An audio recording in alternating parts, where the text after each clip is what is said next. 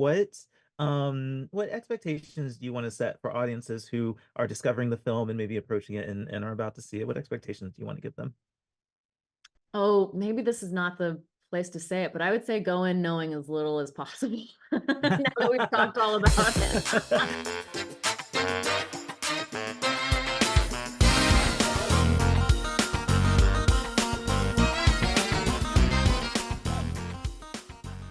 So I just finished talking with your cast and had a wonderful conversation with them. But I think that that's a great place to start here with our conversation is when it comes to Ghostlight, how it came about casting the film. Yeah, I mean, Keith is somebody that Kelly and I have been aware of and worked with in different capacities. Kelly on stage at American Theater Company and The Humans in 2015, and me through some independent film projects. And I think once I was a base camp PA and he was on a show I did a long time ago, but he was very nice. But he's just somebody we've always wanted to work with, like he is a really unique actor. I mean, I think Chicago is full of incredible performers. I think Keith is even unique by those standards. He is a kind of a timeless on-screen presence, and you can just tell, even on stage, you can tell. And so Kelly wrote the script for Keith, and we had a reading that he was in. I'm sure he said, he emailed and was like, I'd love to audition. And we were like, it's yours. And he texted us and was like, my daughter is an actor. I'd be remiss, she'd kill me if I didn't, see if she could audition. And Kelly and I don't audition a lot of roles in film. We actually use our casting directors sort of like more conversational collaborators, and then we have a few roles that we audition. And so we brought her into a second reading, and she was just she was Keith's daughter, she was just totally, but she was so natural and awesome, and it just made sense. And then Tara was like the final piece, and after realizing like what a strong like ensemble we would have just with these first three actors, it felt like a no-brainer. Like their dynamic is so rich, and honestly, we didn't know, like, you've met them, we didn't know that was them, honestly. I did not. Our casting director said I unintentionally wrote their family dynamic, and we didn't know that. We didn't know them as a family, but then they showed up on set and we were like, oh, that's them. Yeah.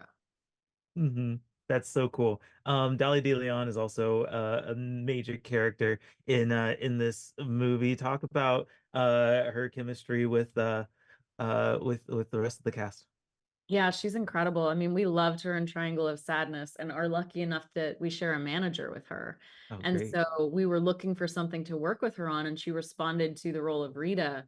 And we were so fortunate. But I mean, at least I was really surprised by how incredibly cool she is. Like I expected her to be cool, but I didn't know how kind and how collaborative and how funny that she would be. And she was really brave because everybody else in the cast is from Chicago and they all know each other.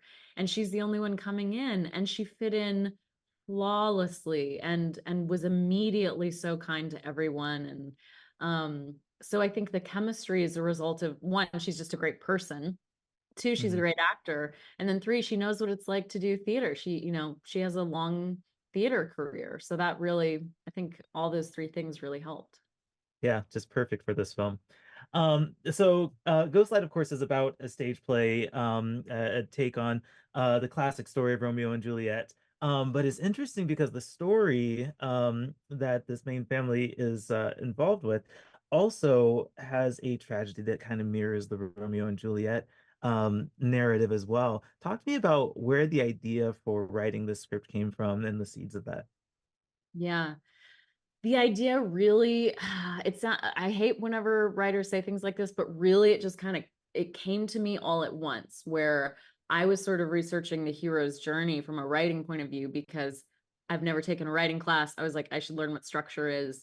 And then sort of around the same time, I had seen a trailer for the National Theatre of London had put out the trailer for Romeo and Juliet, their filmed production of it. And I think all of these things were kind of swirling in my head.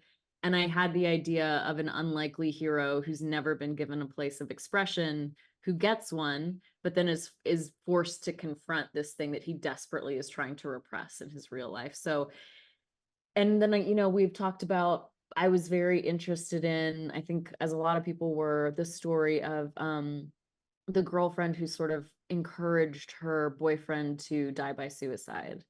And Text, yeah. over text, and wanted to take a very different perspective. It's not that story, but it's sort of playing with the idea of how susceptible our young people are, and wanting to look at that from then a parental point of view. So a lot of things that then all got mixed together into this story.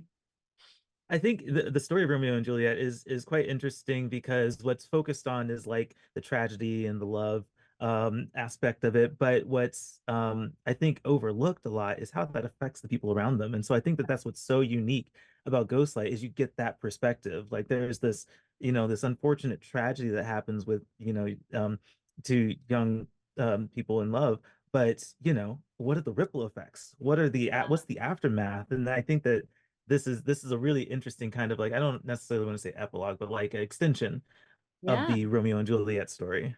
I think that's absolutely right. That it's sort of like a Romeo and Juliet, they die and then it's over. And it's Mhm. exactly what you're saying. It's like they die and then we pick right back up.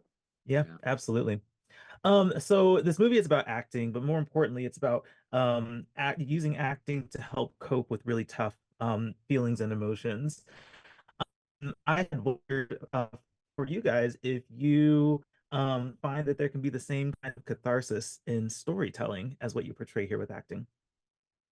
I think so, yeah. Yeah. I think absolutely. I think that acting is sort of being a conduit for a story. I think what's cool about acting is that you can be amazing. You can find that catharsis in a scene or in a production without the production itself being cathartic for an audience member. Like you can, so you can get that in community theater, you can get that in professional theater, you can get that on Broadway, you can get that off Broadway. Um, and storytelling, I think, can be similar. I think oftentimes in the telling of it requires even more. There's just more moving pieces. But like I think in general, storytelling is like a way for us to project and sort of transform something that means one thing inside, and then can like be seen through another lens outside, and make some sense of it. I get to work through a lot of my shit with storytelling. With storytelling.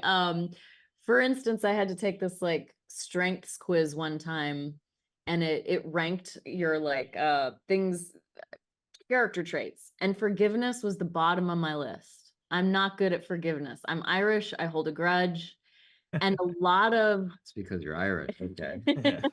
but but this story is a lot about, if not forgiveness, it's a lot about empathy. And so I'm working on like honing my own forgiveness, empathetic muscle as I'm telling the story. Dan starts off in a very angry place of holding this grudge, and he doesn't necessarily get to full forgiveness. He's at the end, he's able to say, it's not your fault. And that's a huge moment of growth. And so I think I'm working on myself as I write stories. I'm trying to be like, who do I want to be, and how can I get a fraction closer? That's awesome. Yeah, I appreciate those comments and that analysis of that, what filmmaking does for you. I'm gonna go ahead and wrap up, and I guess my last question would be what expectations do you want to set for audiences who are discovering the film and maybe approaching it and are about to see it? What expectations do you want to give them? Oh, maybe this is not the place to say it, but I would say go in knowing as little as possible. Now that we've talked all about it. And also just like I would say be open to all of it, that it's not a drama or a comedy. It's everything. It's everything. So if something, hopefully there will be a lot of things that make you laugh, and there will be catharsis, and I would say, for me at least, whenever I read the premise of something, like I would maybe read the premise of this and be like, oh, cheesy. And I would say, give it a chance. I think it's better than the log line. Mhm. Great, Kelly. Yeah. No, I I can't say it better than that. at film festivals, including its world premiere at Sundance, and it played here in Seattle at the Seattle International Film Festival, and of course is going to wide release soon. So I congratulate you guys on making this film and getting it out to the world. Thank you Thank you so so much. much. Thanks for This has talking been to lovely. us.